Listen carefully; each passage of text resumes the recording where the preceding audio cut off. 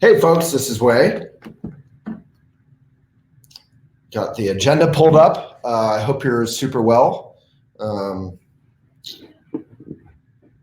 We are back in our office, our HQ in downtown Boulder, which is fun.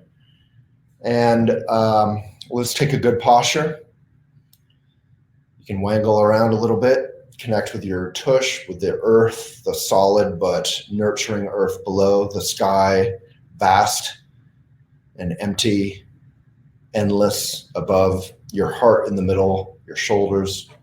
And with respect, this is our last bow, our last meeting for 30 of us. Let's give it away. Okay, so I realize the light's a little funny. I'll adjust that, but it's not too bad. So today is about the transition to writing and making a living as a writer, and or sharing your writing, whether you want to make a living doing it or not, and or being a benefit, and or how to use social media and not be merely used by it. So who among us feels used by social media? Who here feels like social media overall, obviously there's good moments for all of us, but who here feels like overall social media is a drain on your life, something you don't enjoy, something you don't really get how to work with skillfully? Who here feels like the hammer, the tool that is social media, is hammering you? Anyone? Height, Maraja, height. Me, don't enjoy. Height, drain, yes. Me. Height, it's a time suck. Okay, so who here actually feels, okay, let's gap, let's pause.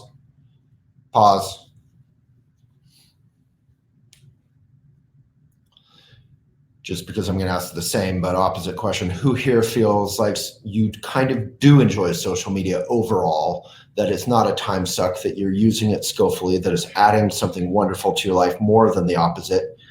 Who here feels like you kind of got a handle on how to use it and not be used by it? And maybe just say height, overall it's wholesome, it's good for me. Couple of us, anyone?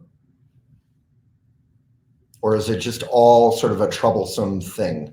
Just taking the temperature. I'm sticking a thermometer up your tush, the tush of your psyche.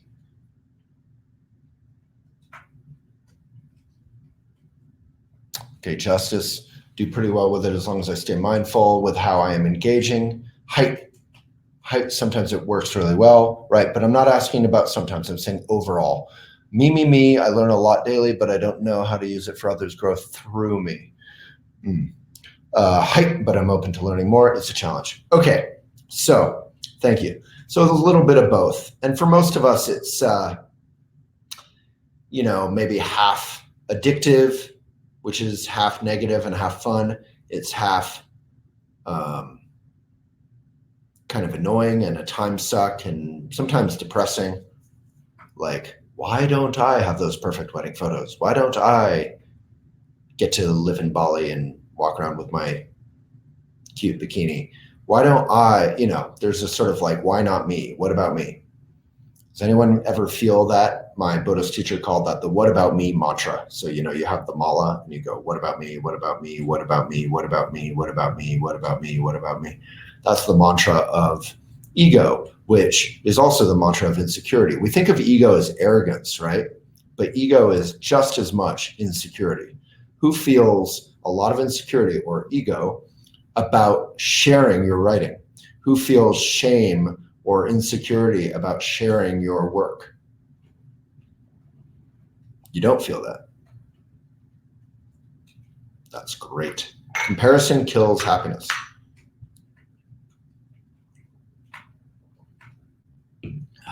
Me, yeah, I think I will say I have, this isn't about me, but this is about who you're talking with right now. Elephant has won #1 in the country on Twitter for environmental coverage twice. We've grown, we've nurtured more than 10 million fans on 60 plus pages on Facebook. MSNBC, by comparison, with a corporate budget, had, last I checked, 2.5 million fans. So Elephant, we have walked our talk, like the name of our video or talk show series, podcast series, Walk the Talk. We have walked our talk. We are excellent at social media. We grew our Instagram quite belatedly, quite quickly. We have 5 accounts now with, I don't know, like 750, 850, 900,000 fans. Let's listen, guys. Let's come back. Conversation is super good when asking questions, but then we got to listen to. I understand it's a clumsy relationship since we can't all be in a room together, but someday we'll all be in a room together if we so desire. So Elephant has walked our talk. We have had great success. We reach 23 million readers a month, uniques, through our social media success, right? Let's focus, guys. I know there's a delay too, so it's not your fault. Okay, so we're going to teach about social media success in the next couple weeks, right? 2 meetings, couple weeks of exercises, couple weeks of LMS, couple weeks of videos, couple weeks of small groups, couple weeks of exercise, couple weeks of trainings, couple weeks. But for this meeting, I at least want to touch on it for those of you who are leaving us. So before we do that, I want to rewind and I want to say, let's briefly look back. It's sort of like when you queue up a new Netflix season, it gives you the summary of past seasons, right? So what have we done that has left a mark on your heart, your path? What have we done in the last however many weeks, 5 weeks? We have covered emotionalism. We have covered titles. We have covered voice, finding your voice. We've covered feedback or criticism from editors. We have done writing exercises. What, if anything, has connected, has been helpful, has left a mark?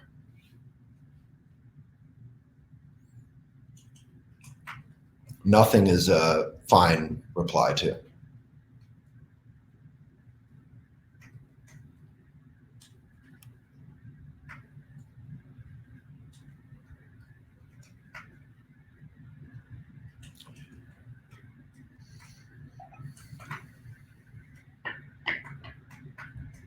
Awareness of my inner critic from Lynette. Yeah, we self-censor, right? But we can use that inner critic for live editing. Peer editing from Megan. Consistent daily writing from Deborah. Recognizing that life is eternally busy and that we have to find a way to write inside that reality. The daily practice and commitment. Reading others' writing. Mentor group. Vibe of the community, the support, hopefully, allowed new creative channels to open. Community, specificity, committing to serialization to motivate me to keep going and to build your community so that you have something to market to.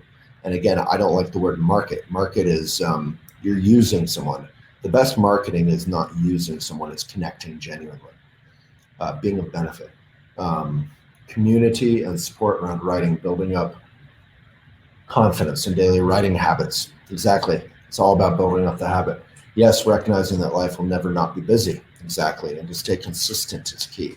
Just like a healthy diet, not a lose weight diet.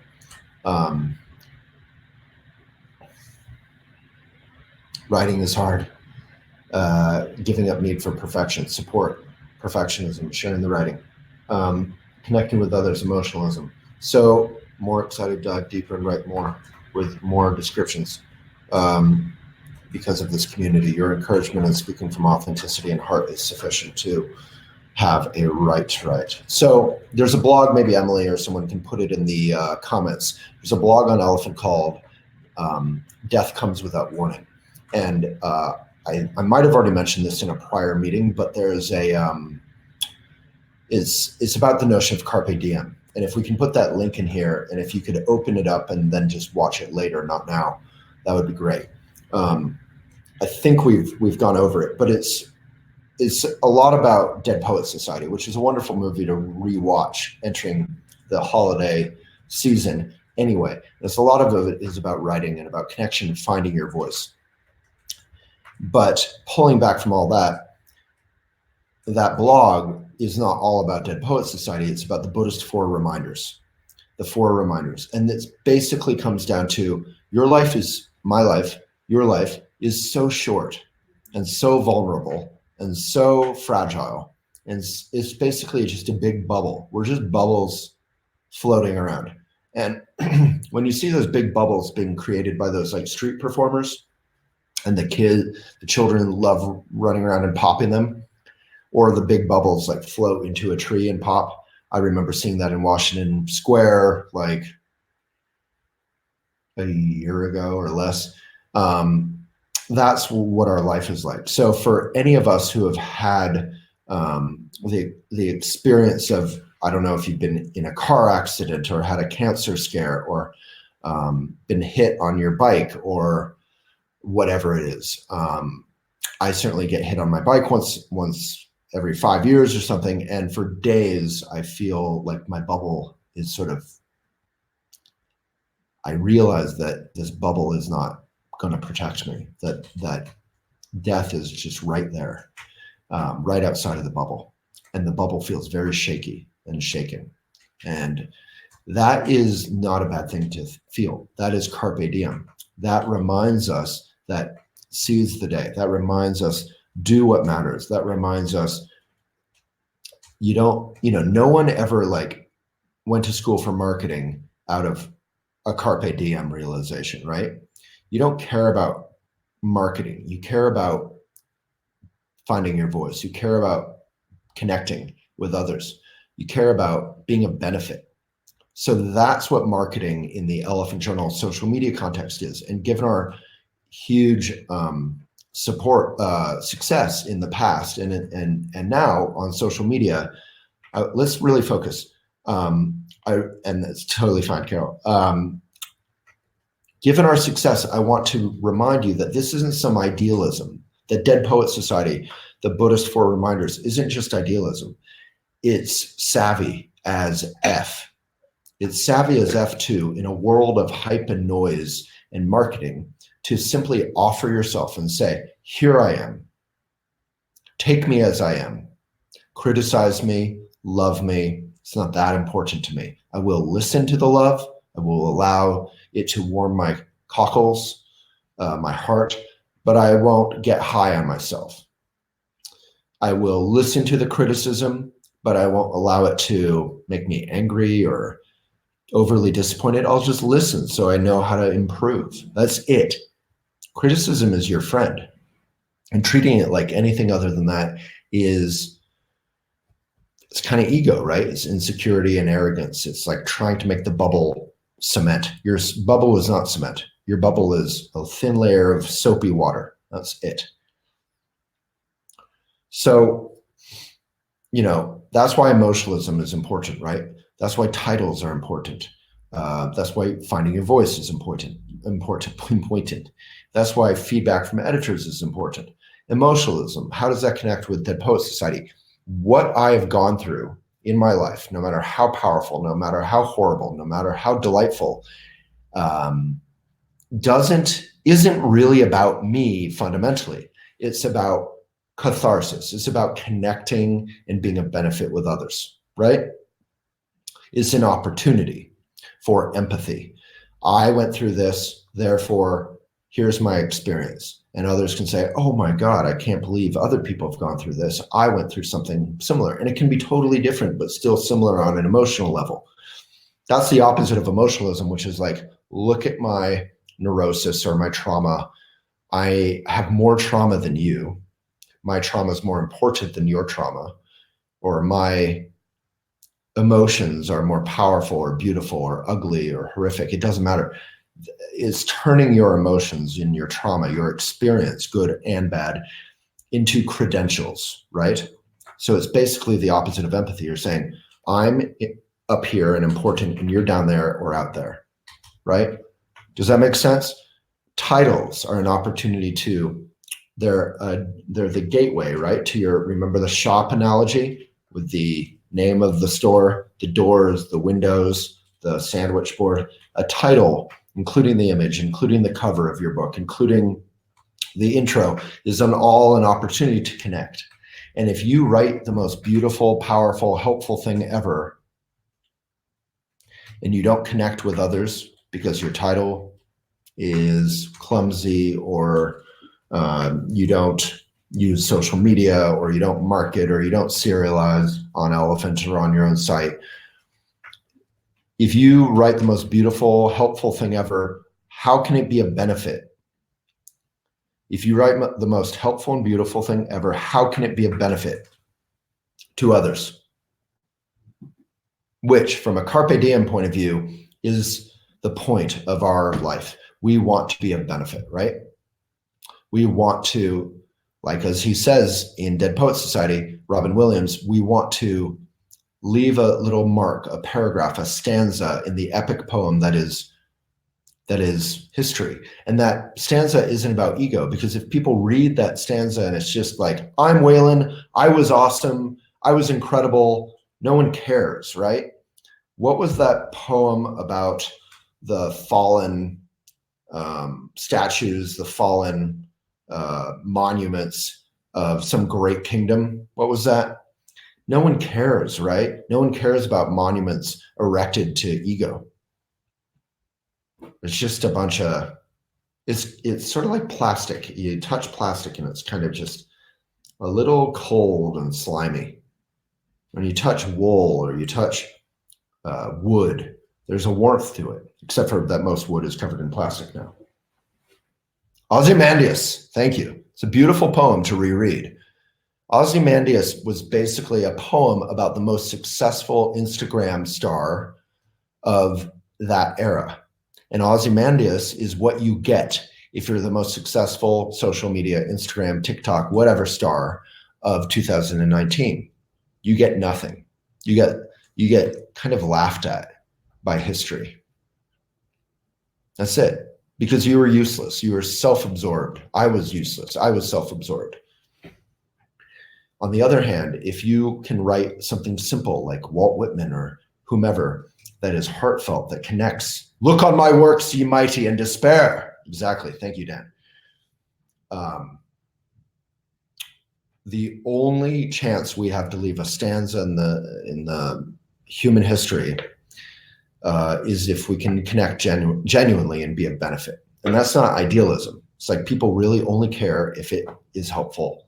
On the other hand, you can leave a mark on human history. Of course, if you're like President Trump or something, you can leave a mark, but it may not be a helpful mark.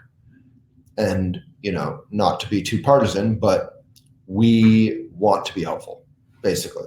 So whoever you regard as unhelpful, let's hopefully base that on facts, not just prejudice or invective. And our goal, anyway, is to be helpful and to leave that mark.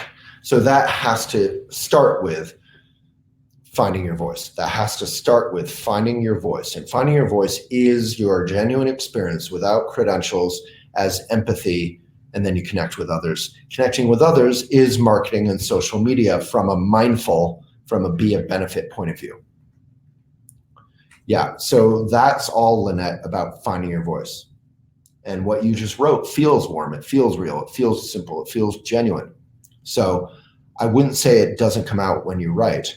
It doesn't always come out when you write. I would be precise about what you say. I would also capitalize your I, because you have to practice being a self-editor in a helpful way to yourself, not in a critical way. Yeah, finding the voice comes from the heart. That's true, but it's not specific. So your first sentence, I would say, was very heartfelt and specific and helpful. We all relate to that. Everyone in this group relates to, oh, I'm warm, I'm kind, I'm this and I'm that. But then I try to like connect and something goes away sometimes. Okay, so how do we make a living as a writer? Is anyone curious about this? How do we build our social media following? How do we do it in a mindful, independent way that isn't so self-promoting, as Amanda just said? So I always like to say, if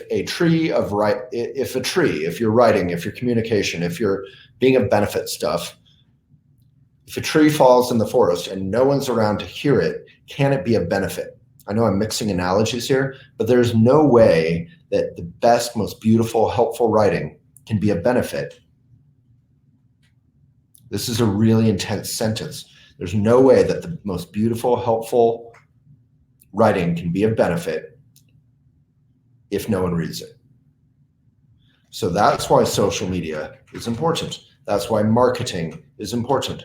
The next 2 weeks are not just about social media. If you're not doing it because you think it's about social media, it's not about that. I'm kind of anti-social media personally. I use social media, I build it up. I use it to be a benefit to what I am doing in my mission and to others, which is my mission. But I resent it. I don't trust it every step of the way. It's sort of like if you're building your house and it's a house of cards, you have to be aware of the nature of that house that you're building every step of the way. Vanessa this morning showed me the account of some quilter lady who her entire account got deleted by Instagram. Maybe it was hacked and something inappropriate went up. Maybe Instagram made a mistake. She was not told. Her entire account, which had years of her personal photos and her work and her 8,000 fans, it all got deleted. Who here views success on Facebook or YouTube or Instagram or Nextdoor or Pinterest or TikTok or whatever else as something that you own and control?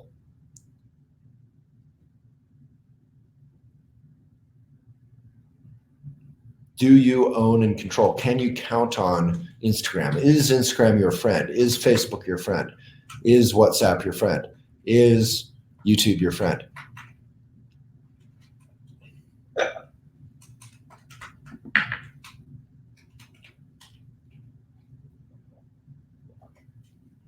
Oh, hell no. So they deleted her entire account. And guess what her reaction was?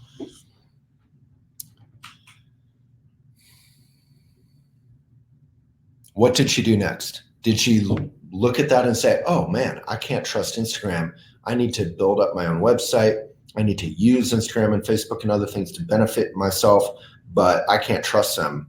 And I need to build up my own success that I can count on.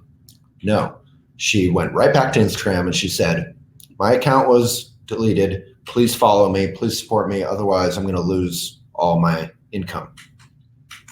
And to her credit, she used that as a wonderful way to kind of market and get a ton of people to join and support her wonderful work. So I respect that on the one hand, but coupled with that should have been a message, if I were coaching her, should have been a message saying, please get my newsletter. Please go to my website. Please go to my Etsy, whatever it is, something that she could own and control.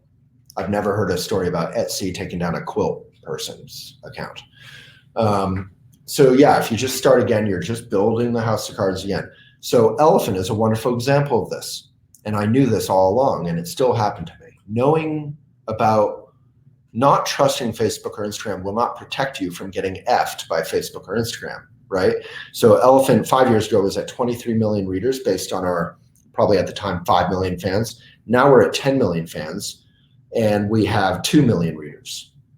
We've become such a sophisticated business in those 5 years that we're making the same amount of money at 2 million readers that we were at 23 million.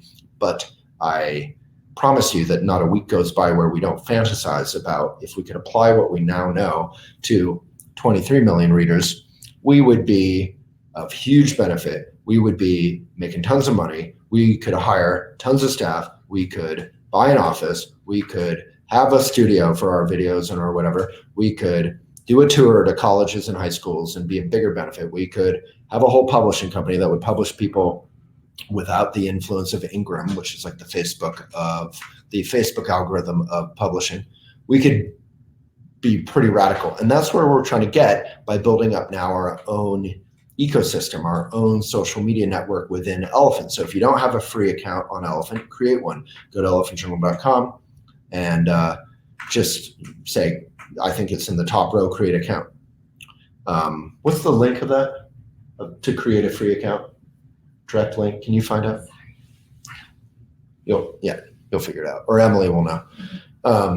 But yeah, because I think it's not everywhere. But anyway, you're prompted to do it regularly, and it's not. I'm not saying you have to subscribe, although many of you probably have. So we're just doing basically what Reddit did. Reddit doesn't care if Facebook collapses, and this isn't about Elephant. This isn't about me. To be clear, I think one of you all got really pissed about me, like supposedly talking about myself for an hour.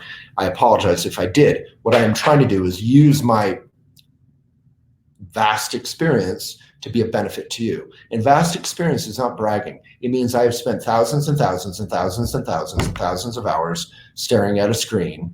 And that is not something I wish on any of you. So the whole point of Academy is learn from me. I learned the hard way. You can learn the easy way. That's the whole point. Does that make sense? Does that feel okay? I'm not trying to use my experience as credentials, except for the fact that we are worth studying and learning from because we have done it. We're not doing it theoretically. We're not one of those Twitter, social media agencies that sells its marketing stuff to other people. Like literally, I know agencies who have like 500 fans on Twitter, 400 fans on Instagram, and they're marketing themselves to companies as their social media experts. We have 10 million, it's crazy.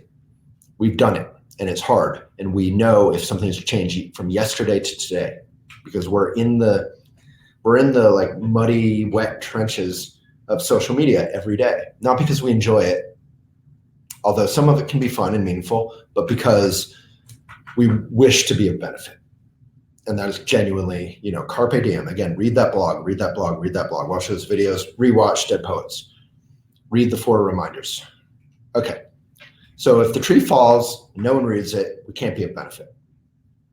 If tons of people see our writing, but we haven't found our voice, we can't be of benefit. So we have to first find our voice, then we have to figure out our social media and our own platforms, and we have to share to those. So how do you share in a way that doesn't feel self-promoting?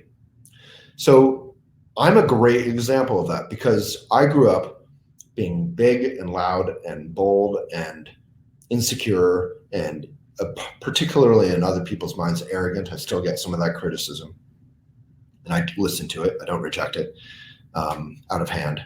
On the other hand, I'm so used to that criticism. I don't, freak out, but I listen because it's always important to remain open and learn. And I grew up within this Buddhist world that, the Buddhist community really didn't want a loud, bold, insecure, arrogant child. The Buddhist community was really like, shut up, suppress yourself. Don't brag. Don't be full of yourself. And even if you weren't bragging or you weren't full of yourself, that was the interpretation for a lot of it. So I grew up with some shame around who I was. And I really had to work through that, ironically, with the help of the Buddhist teachings from the age of 20 to 25. And I really got through a lot of that. Thank you, Lynette. It's very sweet. Thank you, Justice. Deborah, I have spent so much of my short life on Facebook and such. So I don't say that bragging. I say that because I hope some benefit comes out of it.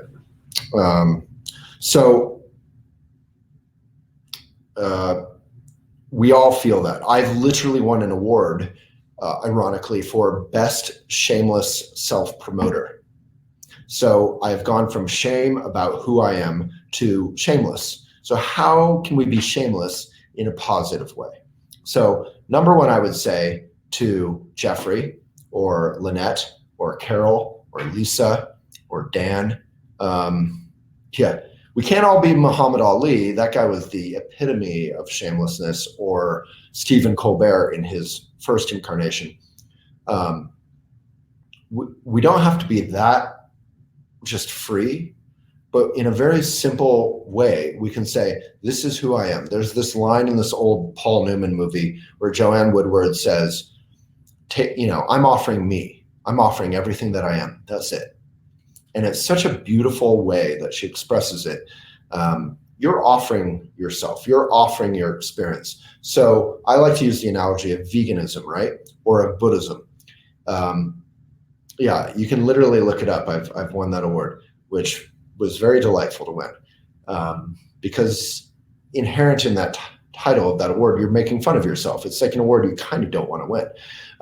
So anyway, so if I'm Buddhist and I love Buddhism and I love the practices of compassion or Tonglen or meditation or whatever, I can tell you about that, Amanda. I can tell you about that, Donna. But if you're, and you, particularly, I'll tell you about veganism or Buddhism or the virtues of bicycling every day if you ask me. But if you don't really care, I'm not going to keep pushing it on you. Right? So that is what we're doing. We're willing to share, but we're not pushing it on you. So we can be incredibly savvy in how we reach out. So like I wrote a really boring article recently that I spent like 100 hours on, which is a bad combination, of endorsements for local city council. I did that because I care about those issues, not because it would be super popular. And ironically, and against the advice of Elephant Journal, I shared all my endorsements one at a time. I serialized them. That part was good, but I did it directly on social media. So it was huge on Facebook. It was huge in various places, Nextdoor, whatever. But I didn't use the elephant link. So it didn't, that traffic, that readership didn't accrue to the article. But when I did finally compile all those individual endorsements, I put them up in one blog and I literally DM'd and IM'd and texted that article to a bunch of people. So a lot of you think, oh, Instagram is my marketing. Facebook is my marketing. Maybe I share it to some Facebook groups. All these things are good. But you can literally, the most simple thing is just text your article to your friend Vanessa, to your friend Deborah, to your friend Amanda, to your friend Emily, to your friend Molly, and say, hey, read this if so inspired. If so inspired are my 3 favorite words in marketing. Why is if so inspired so powerful in mindful marketing? Does anyone have any ideas around that? If so inspired. I'd love it if you would share my Kickstarter to fund my first book, which is about love and loneliness and non-attachment and trying to figure out relationships. If you wouldn't mind reading this link, opening it up, reading some of the quotes, and if so inspired, share up that Kickstarter with your friends, share it to your wall, maybe say, this is exactly what I did. Maybe say, my silly friend Waylon finally did something right. He wrote a book. If so inspired, would you check out his Kickstarter? So I'm literally using if so inspired, giving them sample text. I'm saying if so inspired to them. And if you're not, totally fine. It's not pushy. It lets others choose. It's more of an invitation. It takes the pressure off. It's not pushy. It's a graceful way to ask for a favor. I am asking for a favor. And you literally say, hey, it would be a huge favor if you just read it. If you're not into it, you don't need to read it. Just share it if so inspired. It's not a hard sell. So we are not practicing, this is not the game, right? We're not practicing pickup lines in a bar so we can sucker people into taking their clothes off with us, right? And the analogy there, the game, I think was this, I honestly never read it. The game was this book about how to be flirty town in a successful way with people you don't know. And that's not exactly what we're doing. We're talking about, as Emily just reminded me in prep, we're talking about building up a community. A community will support you through thick and thin. A community will, that's a powerful notion right there. Often we think, well, people like me when I'm doing well, but when I'm not doing well, people don't like me. A community will care about you through thick and thin.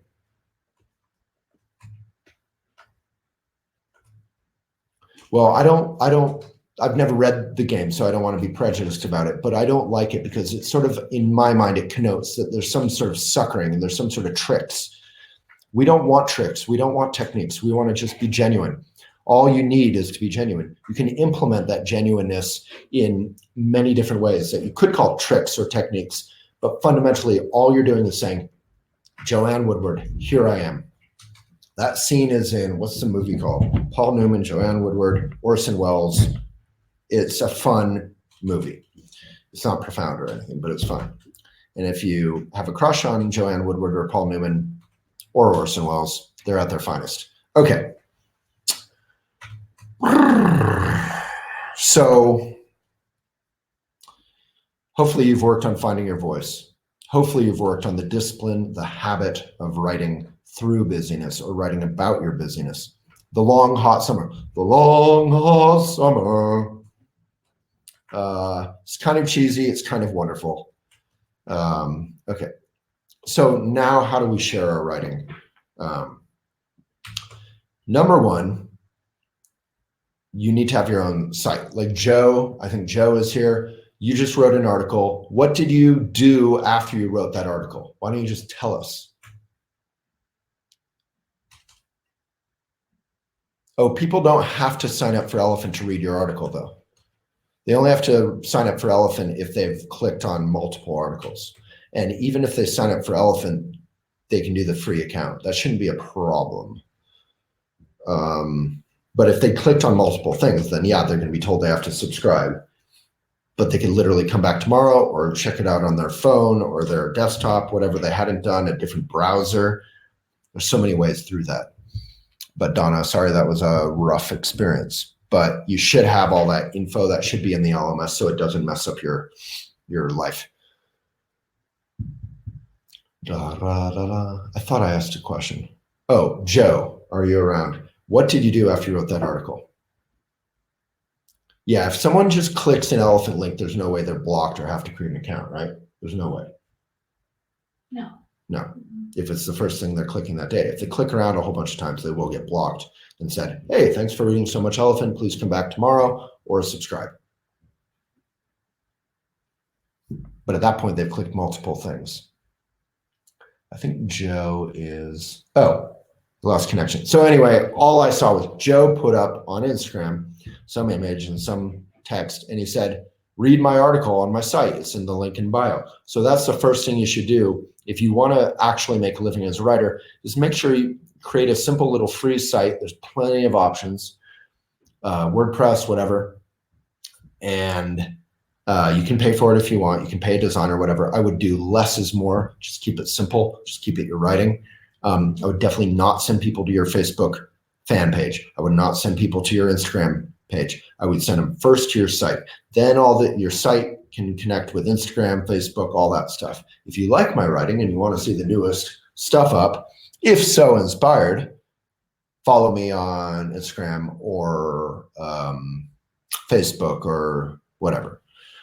So first create something that you own and you control. I would kind of put Elephant in that category. If you trust me, if you trust Elephant, we've been around for 17 years. We've had various offers to sell. We have not done so because we care about being independent and we care about hopefully saving the whole world. So you could use Elephant as your site. You can use Elephant in addition to your site. You can use Elephant as a way to get tons of readers to your site. You can use Elephant. If you publish an article on Elephant, yeah, I would link everything back to your site for sure, in your bio at least. Do most Elephant writers have their own websites? I don't know. I would say probably not most. Most Elephant writers are just sort of inspired, blah, blah, blah. If you're a consistent writer, Donna, I would say yes. Almost all consistent writers would have their own sites. And that's basic because if Elephant sells out to the man or goes out of business, if Instagram deletes your account, if Facebook changes its algorithm, which it's done, if whatever, then you still have your own site and you've invested all that. When I wrote my book, I linked everything to Kickstarter as I serialized it. Here's where, again, where serialization is so awesome. If you're like, I'm on Instagram, but I only have 400 fans and only 20 people like my stuff, serialize.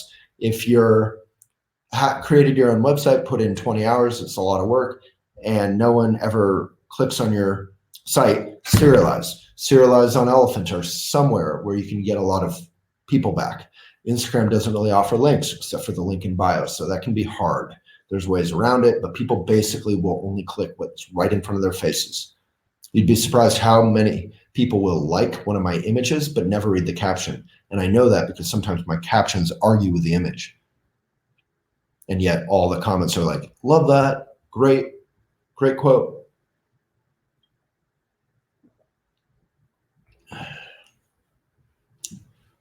So Emily wrote here, shift your perception of growth and success. You don't need to get followers and have X number of shares. You need to build a community. That's totally true. You need to nurture and build connections with people. So my ex, Melissa, is excellent at this. She comments on every single comment on every single post on Instagram. So she's really making a relationship with people, right? I'm sure she responds to all her DMs. She really takes that time. Raven, I think we've talked about that with serialization, but every single chapter of your book, anything you write, I would personally, if I were advising you, I would first put it on Elephant, link back to your site, and then I would publish it on your site later. The reason being that Elephant editors won't share your article if it's just sort of second helpings and it's cold and leftover and stale from your site. So put everything up on Elephant, link back to yourself. Link, link, link, link, link. Yeah, Donna, that's totally a fair concern. And that said, yeah, we don't want stuff that's been published everywhere else. We don't view ourselves as a bulletin board. We view ourselves as a publication. That said, once you find your voice, it's like turning on the hose and you like forget how to turn it off. You can just write endlessly because, I mean, I write an editor's letter almost every day when I have time, right? Writing's sort of easy. Writing is as easy as saying, what's on my mind? What's in my heart? What's in my experience? What am I excited about? What am I concerned about? And then you write that and you link back to your site, Okay.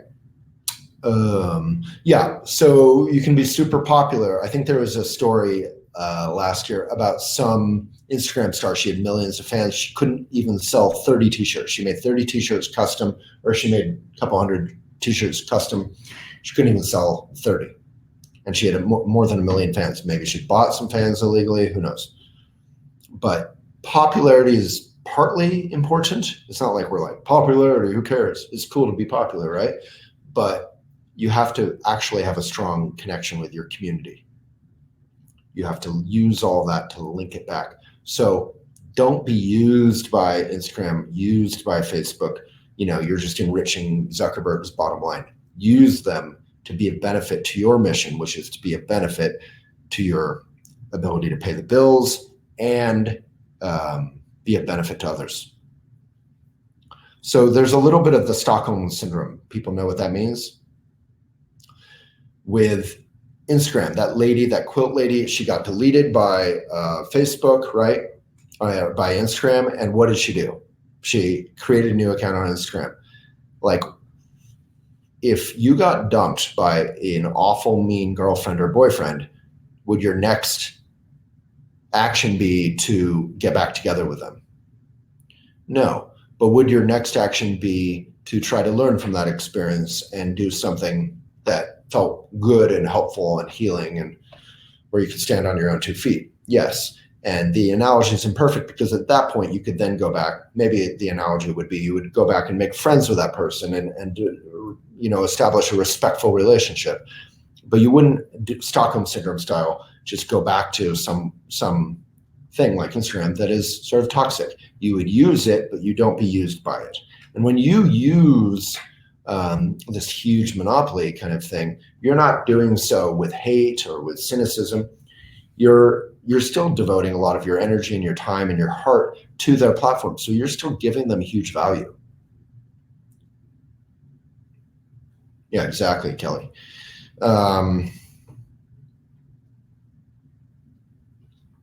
So I always say, I basically pay half of my staff half the time to work for Facebook, whether it's Instagram or Facebook. So Zuckerberg's getting a huge benefit out of Elephant, devotedly putting up images, quotes, articles on 70 plus pages or whatever to 10 million fans that we grew over 12 years. They're getting a huge benefit there. So there is an exchange, and I value Facebook. I don't hate them, but I do hate the monopolistic tendencies, the cynical tendencies where you stop caring about truth, you stop caring about civilization, you stop caring about empathy, you just start caring about your bottom line and quarterly returns. So yeah, you can respect them, but you don't need to trust them. There's a Buddhist quote that I have in my book, Things I Would Like to Do With You, about how not trusting, it's by Trungpa Rinpoche, it's a poem of his, not trusting makes friendship stronger. We all think trust is a good thing, but trust is a little bit blind. We don't need trust if we're in the present moment. All we need is to be fully awake. And that can be a love. We say attention is love. The degree to which you are attentive is love. You can say, oh, well, I love my husband or wife, but if you're not attentive, if you're not fully present, something else is going on.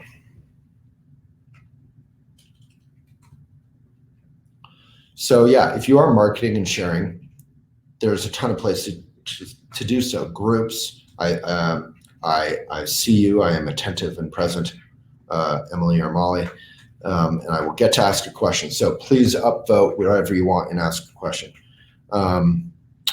There's a ton of places to share, and we'll get a detail like how to work that, the whole ecosystem of sharing your work so it's successful, whether it's on your site or on Instagram or on Elephant or all three or other places.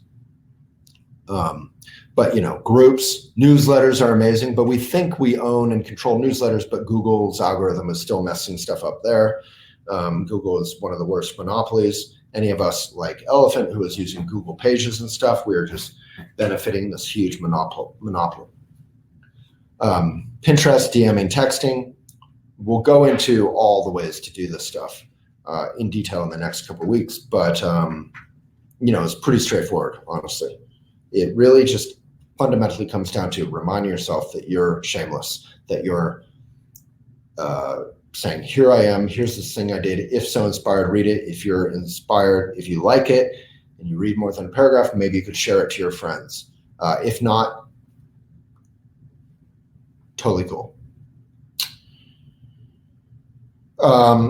Humility. We all think humility is a beautiful thing. Oh, it's not me. Oh, blah, blah, blah. That's, to me, just another manifestation of insecurity or arrogance, of ego. True humility, when you see someone with true humility, if you ask me if I'm good at yoga or good at climbing or something, I would say I'm pretty mediocre at both. That's honestly true humility. It may not look like subservient kind of humility, but there's no way I could say that I'm that good at climbing. I enjoy it. I love it. There's no way I could say that I'm great at yoga. I'm pretty decent at alignment. I studied for a long time, but let's be honest, right? So true humility is sort of boring, is not demonstrative. True humility is beautiful, but a lot of what we value in terms of humility is bullshit. And I have an article about that if we put that in the links. So humility on the one hand, arrogance on the other hand. The Buddha talks about the middle way.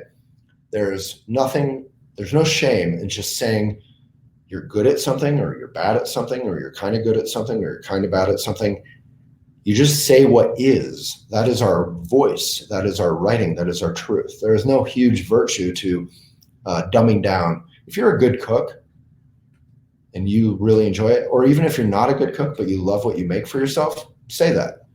Just come as you are, right?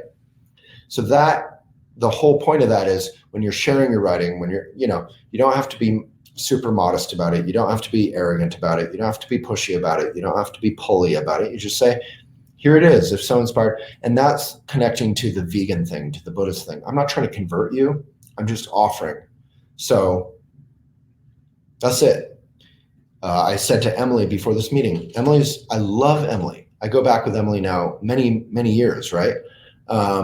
She's not vegan. I am vegan. I'm super passionate about veganism.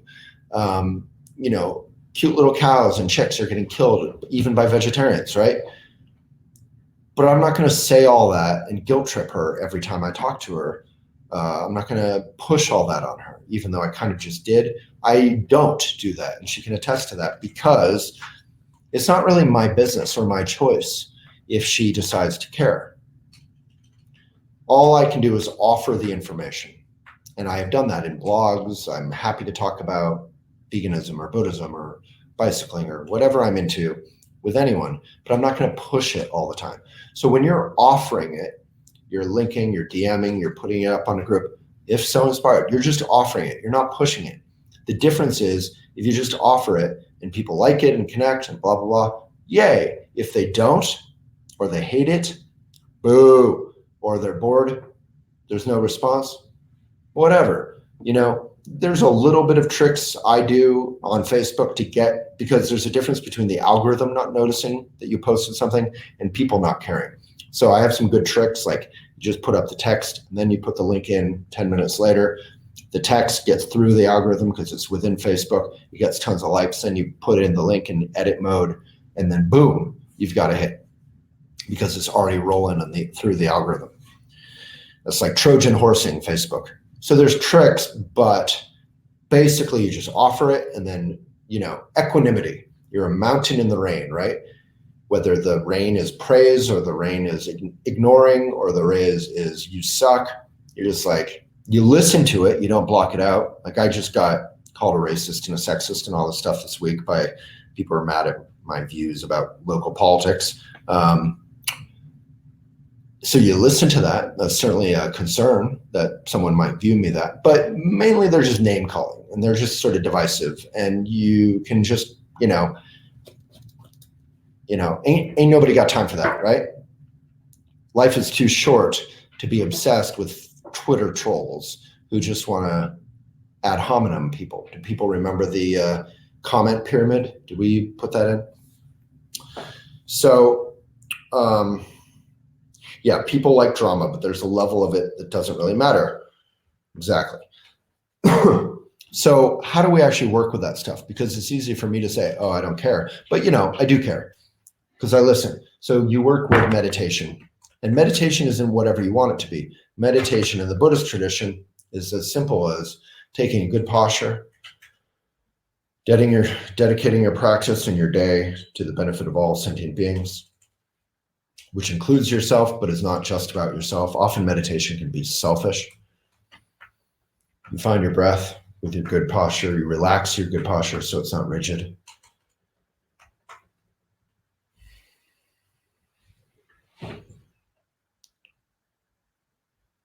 You place your attention fully on your breath, but not in an intense way, just lightly, but fully.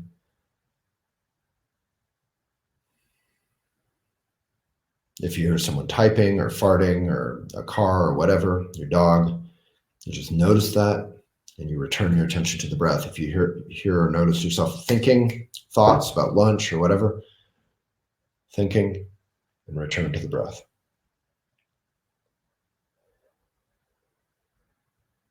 At a certain point, the way I do it, thank you.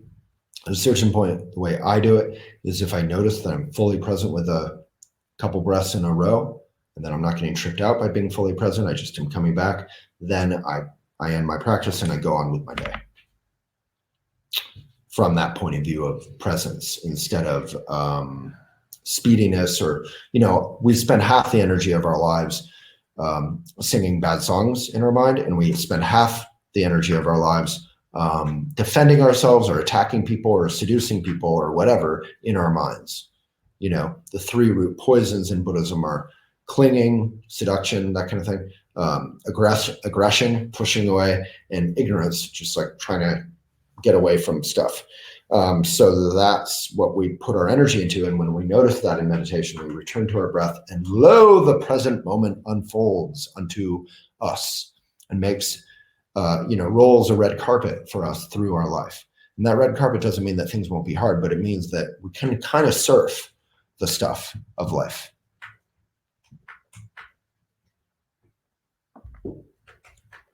Oh, Tara, boo. Maybe refresh. Okay, going in to ask a question. It looks like no one upvoted anything. Bad. Donna, just reading about how to work social media for Elephant. When you say one must submit likes, views, or what have you by a certain day at a certain time to qualify for Elephant writing payments, yeah, I don't know about that. Maybe I feel like that's old. That needs to be taken out. That's not what we do anymore. So Emily, can you send that link and that question to Kat? We have a lot of info about the ecosystem that is current, so I'm not sure what rock you turned up to find that, but we need to kill that. Great question. Basically, we automatically track your success through the ecosystem number, the number in the 3 little arrows. If you link back to your sites with a blog post identical to the article, yeah, that's totally double publishing. We would not like that. What I would say is also smarter, because why would someone go back to your site, click that link if it's the same thing as say, for the rest of the story, go to your site. And then on your site, you'd have a video of you talking about it, or you'd have a longer article with a different quote, or maybe say, here's 8 quotes and, for 2 more, go to my site. All that. You got to give people a practical reason to want to go back to your site. Links are good if they love you, but if that's all that it is, you won't get that many clicks. A practical reason to go back to the site. Check out this funny photo of where this incident happened at farmer's market or whatever. Great question, Lisa. My first article went onto the front page, so it got lots of views. But then chapter 2 and 3 didn't get to the front page, so those peeps maybe waiting for it on the front page won't see it. How do we get around that? That's where you need, like with that first article, serialization. The whole point of serializing is to find that big audience and get them back to your site, to your newsletter. So then in the newsletter, you can put your second and third articles. You're not going to get an article on the front page of any site every time. Getting around that is getting that number up. So if you get your ecosystem number up by DMing, texting, sharing in Facebook groups, sharing on any old site, getting people to read it. I think I said I DM'd and texted like 100 people about my endorsement article, and it's still probably only got 400 readers or 350. But yeah, serialization, some articles will be huge, some won't. And that's just the sort of the practice. And it's good to not care too much. Remember that, like on my Instagram, I'll share things that are popular, but that doesn't mean that I'm going to keep doing more of that. And I'll share things that are unpopular that I care about, but I care about it. So I'm going to generally leave it up. If it's so unpopular that no one will see it, then I usually delete it and repost it, because tree falls in the forest, no one is there to read it. You gotta listen to that. I would love to learn how to put up my own quotes on Instagram. Cool script and a lovely background. Yeah, I use, there's lots of different apps. Emily, Canva. I use something super easy. The main thing I use, I don't do most of this, but Emily and Sarah do it for Elephant, is handwritten quotes on notes. I always prefer that, or hand typed. It's so much more specific, right? It's much more earthy and real, and designs are pretty but kind of cold. They're kind of like plastic again. Plastic clothing is cold, right? It's not warm. What do I use? Vanilla pen is what I use. Vanilla pen could be a thing for you to start with. It's very easy, but honestly, I recommend handwriting it. But we will go over it in the next 2 weeks. Canva is amazing and incredibly robust. What do you suggest for building readership? I share my writing on social media platforms, but so many of my followers and friends are family members. Text them. HS, high school peers I no longer talk to, and a handful of others who don't connect with, care about, or even offended by the topics I write about. Yeah, I mean, if you're sending an article about like why I support abortion or why I don't support abortion to people who hate that, you could say, look, I know you're going to disagree with this, but if you leave a thoughtful comment on that, I would be delighted. I'd be honored. Dialogue is super important. You can connect with people whether or not they agree with you. Aside from the fact that my social media boundaries are obviously asking for critique here, what do you recommend? How can I give more exposure to my writing on Facebook or in spite of it? Great question. Facebook groups, Facebook page, Facebook profile is probably the most important, because the algorithm's working for you. You already have a fan base, which is your community. Those are all good things. Instagram is good, but very useless. Like we get like 80% of our traffic from Facebook versus Instagram. Google SEO is good. Serializing is huge. Twitter can be good, but again, you have to take the time to build up that community. We're talking about lots of time. So if you want to save time, you got to just connect a brief little ecosystem. So DMing, IMing, texting with a link to your site or your elephant article or whatever that then will link to your site or your Kickstarter or your Etsy page or whatever it is. And then, Facebook groups and Instagram and all that stuff, you're not going to get that much out of it. Facebook groups can be good. Facebook pages can be good, but usually they need lots of fans. So if you can find big public groups, like I wrote some articles about Beto, I shared them to the Beto fan pages on Reddit. Oh, Reddit's another great one. Anyway, we'll get into a lot of depth in the how and the what, but basically creating a little ecosystem where everything is sort of sewn together or intertwined. It's a healthy connection. It's like the roots, are getting water from different sources. If you're just like that quilting lady and you only have an Instagram account, you're putting all of your weight on a house of cards. What happens when you put a lot of weight on a house of cards?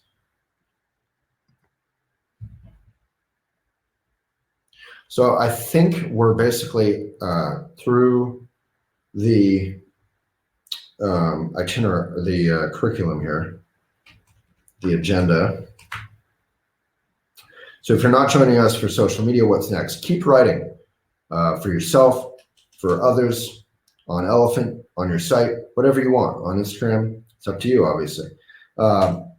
Maybe try submitting to a publisher or self-publishing. If you do it, I really encourage you to print locally and print eco. And we have the indie book course, which can kind of guide you through printing and through selling, publishing, selling the hell out of your book. That's elephantjournal.com/indie book. I think it's like $500 or something. I can't remember. And it's relatively affordable. And it's all self-guided, and we really put a lot of love into it. It's we welcome all feedback, but it's like pretty solid. You get an alumni discount. And how much does it cost again? I think it's $350 or $500 or something. Anyway, you don't need to do it, but if you want to publish a physical book, you probably should do it, quite honestly. $284. Okay, so, but I'm not here to sell you on stuff. Honestly, it's just, again, it's an offer. You can do it if so inspired. That's it. It's not a trick. I mean that. Like literally, it's not in my control if you do it or not. So it's really good to practice saying, I would love it if you would do this thing, but honestly, I don't really care. I know that sounds contradictory, but it's up to you. I would love it if Emily were vegan, but it's up to her. I'm not going to go trip her about it because, number one, it's not fun, it's not effective, and it's totally not my business. It's up to her. Even if I think it is my business because I'm the animal savior, it's up to her. It's not up to me. And forcing people to make decisions doesn't stick.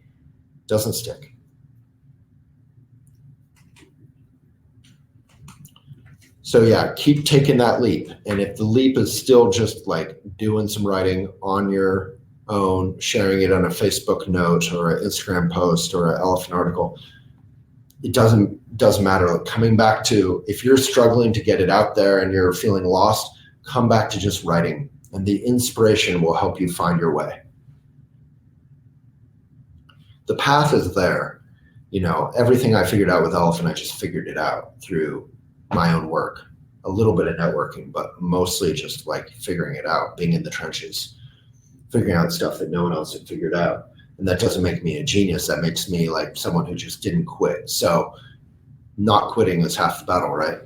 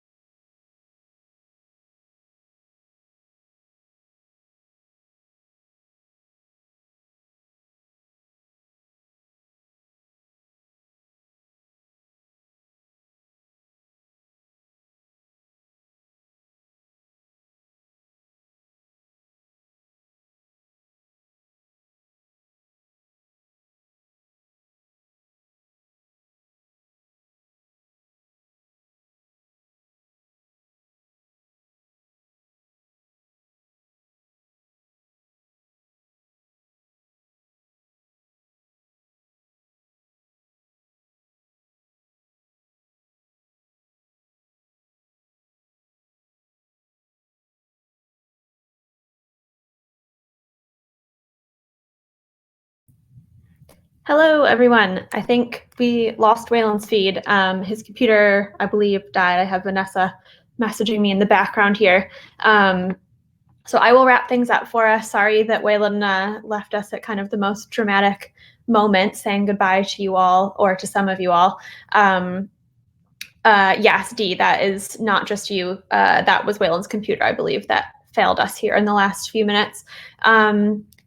So I know that a lot of you are carrying on with us for the next 2 weeks, which is wonderful. We can't wait to kind of continue to shift gears here into sharing on social media. But for those of you who are leaving, first of all, you don't have to. So if you do want to stay and hang out with us a little longer, please do. I'm happy to resend you any emails you need or any information on the next 2 weeks if you have questions. Yes, same place, same time. Well, slightly different place. There's a new meeting room, but that's all in your new Teachable course. You should have that already. But for those of you who aren't joining us for social media, that is completely fine. We have loved having you all here with us for the last 6 weeks and kind of getting to know your writing and watching this community flourish as it always seems to do. It never stops being magical, seeing the connections that you guys make with each other and with your mentors, and with our editors and with the whole team. So we truly love and are inspired by everything that you all do with us in this course. It's a pretty reciprocal experience in our mind. We hope that we are teaching you as much as we can and helping you find your voice, but please know that your contribution and effort and energy in this course also have a huge impact on us in return. Hello, Waylon. Welcome back. Yeah, I think the universe intervened to shut me so please continue.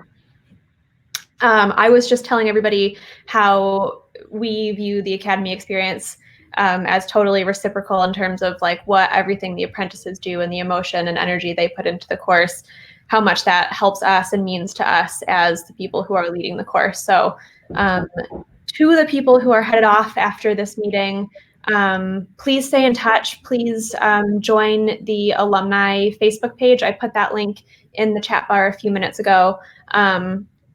Most of you, I think, are already in there, but if not, just follow that link. We will approve you as an alumni. I will be adding you all to our alumni email list, so you'll get a monthly alumni newsletter with some updates from your peers. And yeah, we really hope you keep using this community and keep benefiting from this wonderful group of writers. And like Joe said, yeah, come back as a mentor. And speaking of mentors, they aren't leaving us yet. Well, but quickly on coming back as a mentor, then you get to do the whole course for free. You're also giving your time and your energy and your heart. But it's a great way if you feel like you kind of absorbed 30% of it, but you want to absorb 20% more. You know, like I did these Buddhist summer-long programs, like I think 4 times as staff, once as a participant, just to absorb more. So we really would love for you to come back as a mentor. And it's pretty fun. Kind of, there's a different pressure on you, which is you have a small group, but kind of the pressure is off also. Sorry, go ahead. Yeah, no, that's all completely true. And I think mentors kind of form their own close-knit little bond that just continues to develop as they stay and learn from each other and learn from you guys too. How do people apply to be a mentor? So we will, at the end of this session, I believe we'll ask you if you're interested in being a mentor, and then we send out mentor applications when the next session is kind of getting started. So we'll reach out to you guys with information on staying on as a mentor. Or if you just like can't wait and you really want to let us know that you want to do it, you can always send us an email to academy@Elephant Journal, and we'll make a little note and not forget about you, I promise. So like I said, the mentors aren't leaving us, but some of you are leaving us. So if you are here and won't be back next week and you want to say anything to your mentors right now, please do. Tell them how wonderful they are. We just love, like, to no end the amount of caring they have for the Academy and for you all and for helping you develop your craft. They are just absolutely wonderful people. And yeah, if you are leaving, we'd love to kind of hear what you loved about your mentor, how one great thing they did in your group. Give them a little shout out, and stay in touch with them too. They are great communicators. They're great people to have in your life, as I think all of the members of the Academy team can personally attest to. They even made a kind of group trip to Boulder, I think last year, one of the groups of mentors did, which was pretty magical.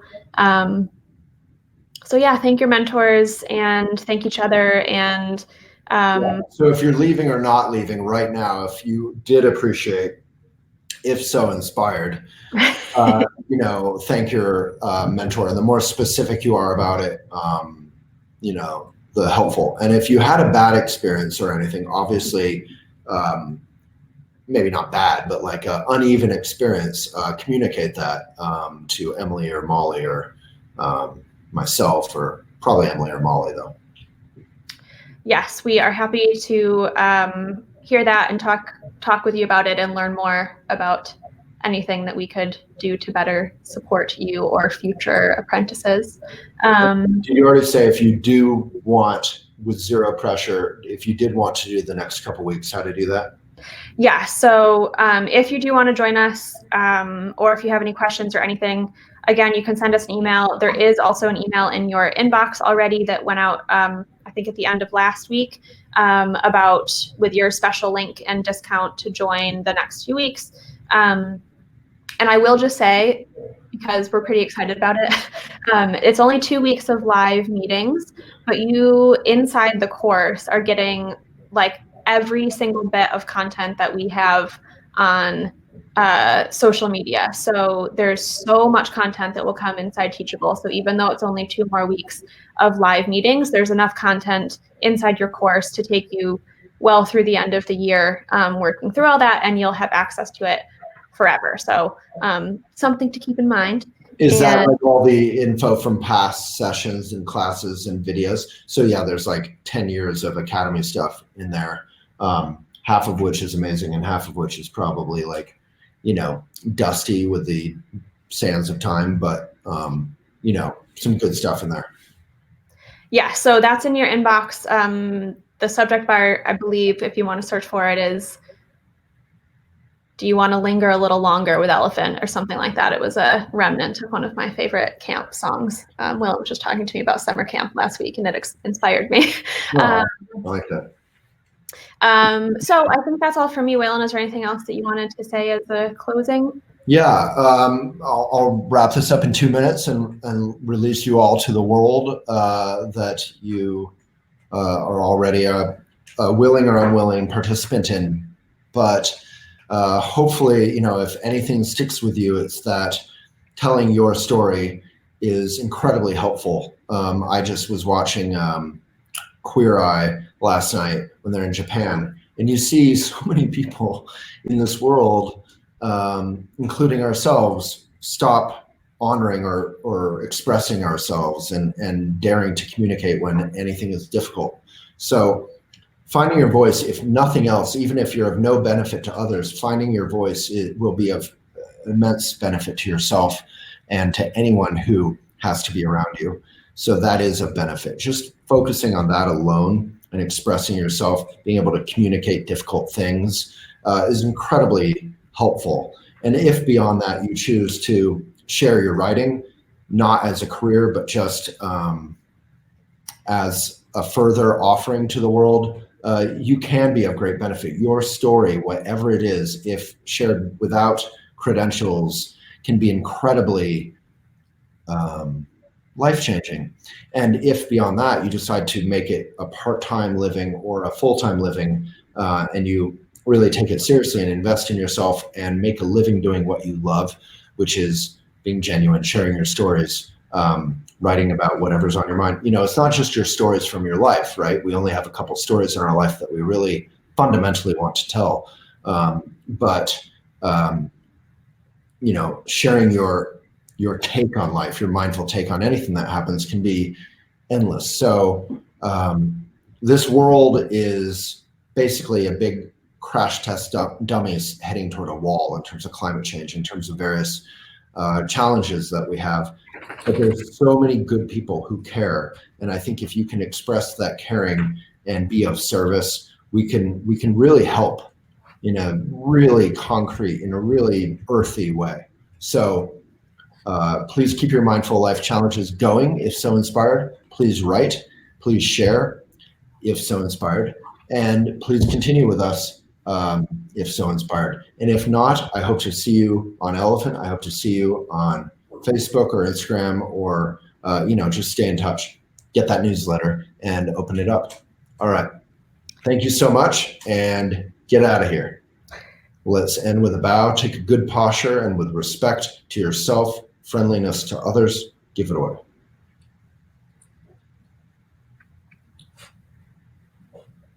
Thanks so much. Thank you, everyone. And may it be of benefit.